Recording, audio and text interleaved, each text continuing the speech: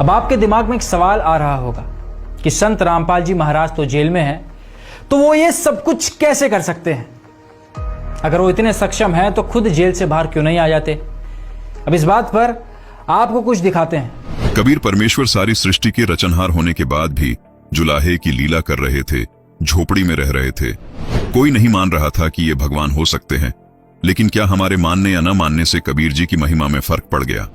हमारी बुद्धि कमजोर थी जो नहीं मान पाए। समर्थ कबीर ने दिखावा करने की कोई जरूरत नहीं समझी। 120 वर्ष तक झोपड़ी में रहे, जुलाहे का काम करते रहे, निर्धन होने की लीला करते रहे, शूद्र जाति में रहे, जबकि उस समय छुआछात बहुत थी। इस कारण लोगों की बुद्धि काम नहीं कर रही थी कि ये भगवान हो सकता है। ये जरूर मानते थे कि सिद्ध जरूर है, और लोगों को सुख भी बहुत हो रहे थे, इसलिए कबीर जी से जुड़े हुए थे।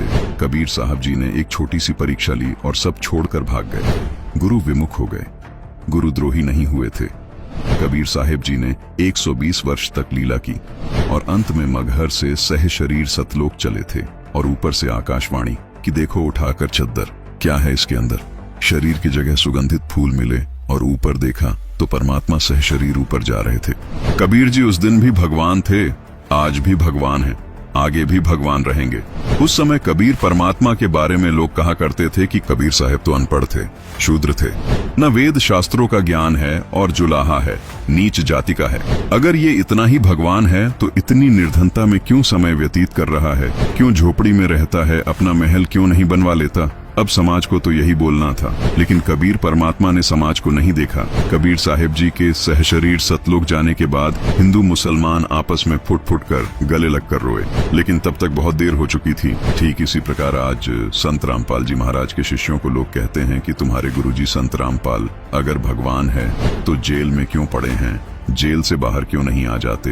आपकी जानकारी के लिए बता दें कि संत रामपाल जी महाराज पहले 21 महीने जेल में रहे, अब उनको हिसार जेल में 9 साल हो गए। फिर भी संत जी के जीवन में इन सब बातों से कोई फर्क नहीं पड़ा। उन्होंने इतना समय जेल में बिताने के बाद भी बाहर लोगों को अद्वितीय लाभ दिए हैं, लोगों के लाइलाज रोग जड़ से खत्म किए हैं। जैसा कि आपने उनके भक्तों के अनुभव सुने, संत रामपाल जी महाराज ने अपने अद्भुत ज्ञान के जरिए बाहर यानी बड़ी जेल में टहलका मचा दिया है। संत रामपाल जी महाराज जेल में कुछ लीला करने गए हैं जो आम जीव की समझ के बाहर है। संत समाज को देखकर अपने उद्देश्य को नहीं बदलते, वो अपनी लीला को निरंतर करते हुए जीव कल्याण में लगे रहते हैं। जिस प्रकार कबीर परमेश्वर झोपड़ी में रहे और लाखों लोगों के कष्ट दूर किए, ठीक इसी प्रकार संत रामपाल जी छोटी जेल में लीला करते हुए बड़ी जेल में रह रहे लोगों को अद्भुत लाभ दे रहे हैं। वैसे भी अभी तो खेल जारी है, हार जीत का निर्णय होना अभी बाकी है।